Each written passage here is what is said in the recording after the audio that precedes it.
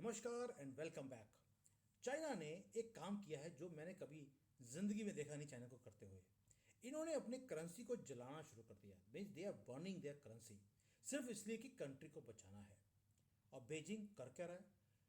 Basically ये अपने पैसे को कुएं में फेंक रहे हैं आग लगा लगा कर। क्यों?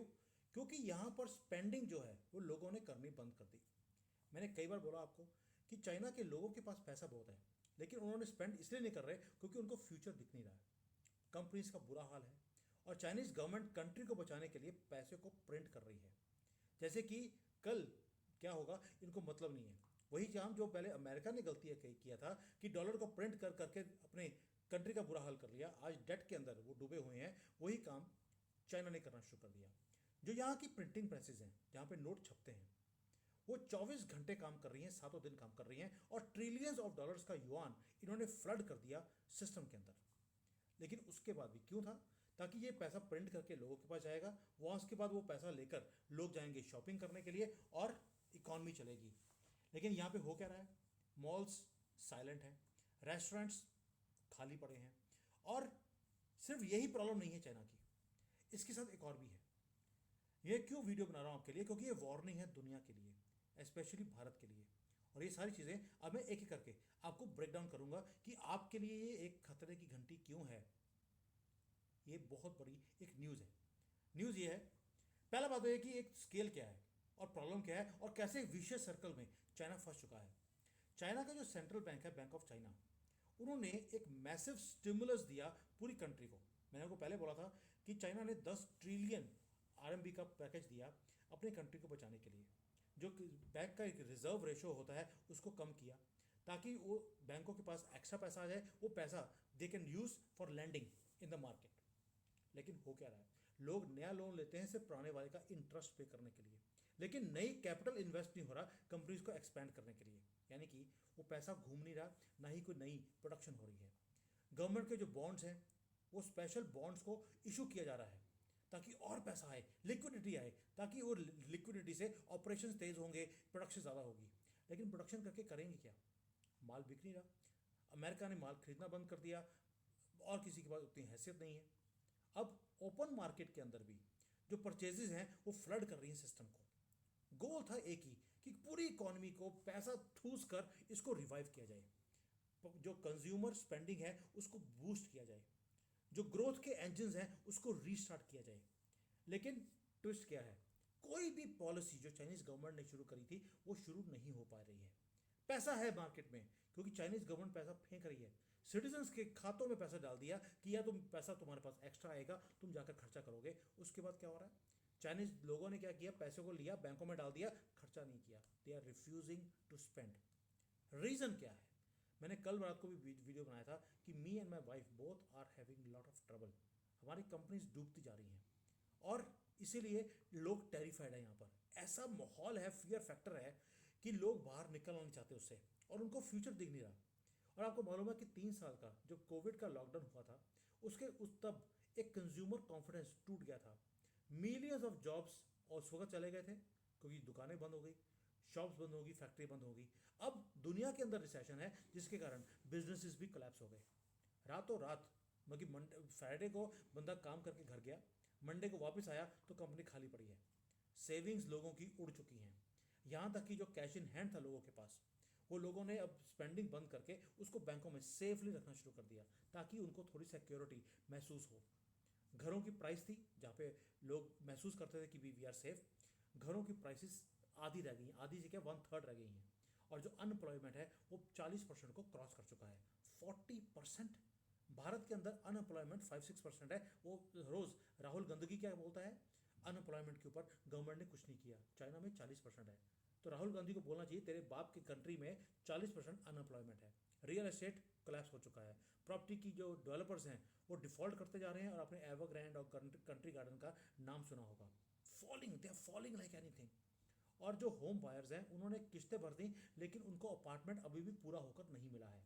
यहाँ पर जो मेडिकल की कॉस्ट है वो बढ़ती जा रही है, पेंशन मिल नहीं रही और जो पॉपुलेशन है वो एज हो रही है। बल्कि प्रॉब्लम भी एक नहीं है, मल्टीपल प्रॉब्लम्स हैं। यहाँ पर काम करने वाले लोग आपको मिलते नहीं है क्योंकि बूढ़े हो गए लोग। अब लोग करेंगे क्या? वो सिर्फ उनके पास 3 चॉइसेस हैं।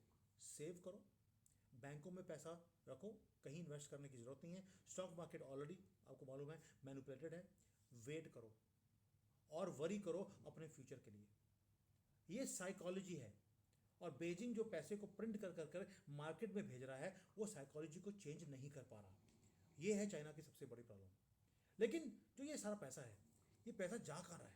जो गवर्नमेंट पैसा प्रिंट कर रही है वो कहाँ जा रहा है? वो जा रहा है कि सिटीजन के खाते में गया, वो खाते में पड़ा है क्योंकि स्पेंडिंग नहीं हो रही। और गवर्नमेंट क्या कर रही है? अब प्रिंट पैसे को और प्रिंट करती है, वो जाके बैंकों में आइडल पड़ा है, वहीं से वो लोकल गवर्नमेंट को लोन देते हैं ताकि वो पैसे को इंफ्रास्ट्रक्चर प्रोजेक्ट्स में खर्च किया जाए।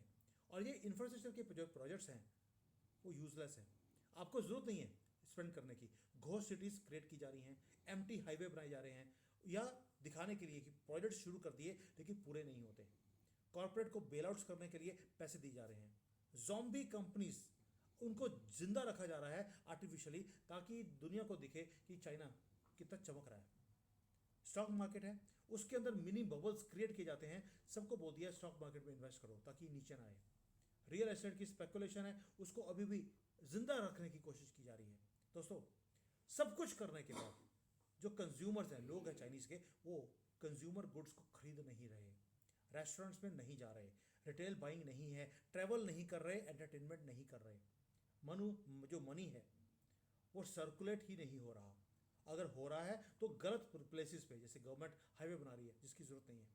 ये एक ऐसा बबल है जो रियल इकोनॉमिक ग्रोथ नहीं है। और इसीलिए ये जो डेंजरस इल्यूजन है दुनिया को दिखाने का कि ऐसी कितने ग्रेट हैं, वो फेल हो रहा है। लिक्विडिटी मार्केट में है, पेपर में अच्छी लगती है, लेकिन रियल इकोनॉमी वो सफ़र कर रही है। ये ऐसा विशियस सर्कल है, एक ऐसा ट्रैप है जिसमें से चाइना बाहर निकल नहीं सकता। वो सिर्फ क्या कर रहे हैं? सिर्फ पैसे को प्रिंट करते जा रहे हैं, लेकिन उससे इन्फ्लेशन बढ़ने का रिस्क है क्योंकि ऑलरेडी कंट्री डिफ्लेशन में है, प्राइसेस कम हो रही हैं, तो उनको लगता है कि पैसा प्रिंट करने से इन्फ्लेशन होगा तो थोड़ी सी चीज़ें ठीक हो जाएगी। लेकिन बबल्स कंट्री को बचा नहीं सकते। अगर ये पैसे को प्रिंट करना बंद करते हैं तो टोटल सिस्टम कोलैप्स कर जाएगा। जो लोकल गवर्नमेंट्स हैं वो डेट के अंदर इतनी ज़्यादा डूबी हुई हैं, उनको बचाने के लिए ये पैसा देते हैं, वही पैसा वापस आ जाता है। यानी कि आप सर्कल सर्कल घुमा रहे हैं, पुराने को नया कर रहे हैं, जिसको एक बिजनेस लैंग्वेज में बोलते हैं, पुराने लोन को नया लोन कर दिया, दैट्स इट। और बोरोइंग हैवी है, लेकिन जो बोरिंग हैवी है उसका रेवेन्यू के अंदर कोई भी फ़ायदा नहीं हो रहा, क्योंकि आपने पुराने लोन को वापस करके एक नया बड़ा लोन अपने सिर के ऊपर खड़ा कर लिया।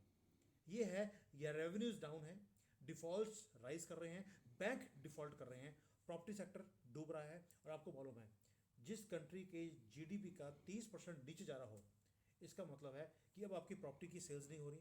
प्रॉपर्टी की सेल नहीं होगी तो जो लोकल गवर्नमेंट्स है उसको इनकम नहीं आएगी, वो नहीं आएगी तो ये आपका डेथ, एक स्पायरल डेथ है जिसमें से आप बाहर नहीं निकल सकते। इसीलिए जो कंज्यूमर का कॉन्फिडेंस है वो फ्रोजन है।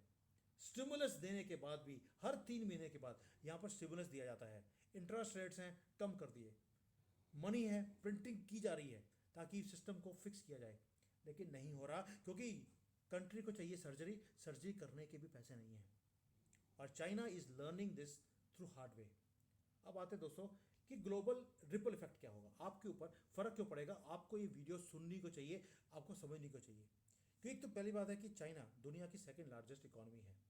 और पहले सुनते थे हम कि जब अमेरिका को ठंड लगती है, स्नीज करते हैं, तो पूरे दुनिया को न्यूमोनिया हो जाता है। अब चाइना का भी यही हाल है, जब चाइना स्नीज करता है तो पूरे एशिया को कोल्ड होना शुरू होता है। चाइना अगर नीचे जाएगा, उसकी डिमांड कम जाएगी, तो उसका क्या होगा? Iron ore, copper, oil, electronics, ये सब की जो प्राइसेस हैं, उसकी डिमांड है वो कम हो जाएंगी। आयरन ओर भारत से चाइना को एक्सपोर्ट भी होता है, लेकिन उसकी जो प्राइस गिरेगी हमारे लिए बेनिफिट नहीं रहेगा। और जो कंट्रीज एक्सपोर्ट करती हैं चाइना को, वो सारी जो कंपनीज हैं और कंट्रीज वो हिट होती हैं। ग्लोबल सप्लाई चेन्स वो शिफ्ट हो रहे हैं, वो हिल रहे हैं। और ये भारत के लिए अपॉर्चुनिटी भी है। अगर आप बिजनेस करते हैं या बिजनेस करना चाहते हैं, चाइना गिर रहा है, ये मैं आपको बहुत देर से बोल रहा हूँ। ये अपने आप को बचाने के लिए नई इंडस्ट्रीज में एंटर करने की कोशिश कर रहे हैं, लेकिन डोनाल्ड ट्रंप वहाँ पर भी इनको उठने नहीं दे रहा। ये हमारे लिए गोल्डन अपॉर्चुनिटी है। फॉरेन इन्वेस्टर्स वो चाइना के से एक अल्टरनेट मार्केट को ढूंढ रहे हैं, लेकिन भारत अभी भी स्लो चल रहा है मैन्युफैक्चरिंग के अंदर। मैन्युफैक्चरिंग जब अगर आपको चाइना से शिफ्ट करके भारत लेके आना है, आपको अपनी मैन्युफैक्चरिंग की स्पीड तेज़ करनी पड़ेगी। चाइना +1 की स्ट्रैटेजी वो रियलिटी में हमारे सामने आ गई है। एप्पल, सैमसंग, टेस्ला, ये सब भारत के अंदर ये डाइवर्सिफाई कर रहे हैं अपने आप को। लेकिन हम अभी भी स्लो चल रहे हैं, अभी भी सोचते हैं कि यार चाइना से सस्ते में मिल रहा है ले लो। हमें मैन्युफैक्चरिंग करने की ज़रूरत क्या है? अगर मैं बार बार बोलता हूँ, हर वीडियो में बोलता हूँ, आपके पास सिर्फ 1 साल है इस अपॉर्चुनिटीज़ को कैप्चर करने का। अगर अभी आपने चाइनीज़ क्राइसिस से नहीं सीखा, क्योंकि अभी भारत का मूवमेंट है, लेकिन हम उसको अपने हाथ में हम पकड़ नहीं पा रहे। लेसन क्या है?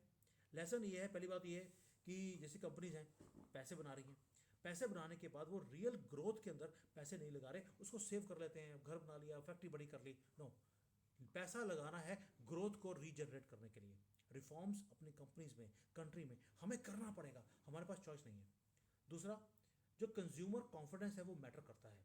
आपके पास पैसा है, बहुत अच्छी बात है, लेकिन क्या आपकी कंपनी के ऊपर जो कंज्यूमर है वो ट्रस्ट करता है? और दूसरा, क्या स्पेंडिंग हो रही है? ये दो चीज़ें देखनी ज़रूरी है। मैं देखता हूँ कि भारत के अंदर स्पेंडिंग है, लेकिन स्पेंडिंग कॉन्फिडेंस नहीं है। अभी क्या कि नया नया पैसा मिल रहा है, बैंक पैसे दे रहे हैं, लोग लोन लेते आ रहे हैं, बट फाइनेंशियल जिसको बोलते हैं एक एक्यूमन होता है कि पैसे को लेकर यूज़ कैसे करना है, वो नहीं है। यही गलतियाँ चाइनीज़ ने भी करी कि हमारी कंट्री कभी नीचे नहीं जा सकती, मोदी है तो मुमकिन है, यहाँ पर भी यही बोला जाता था, और शी जिनपिंग है तो मुमकिन है। आज ये शक्ल नहीं देखना चाहते अपने प्रेसिडेंट की।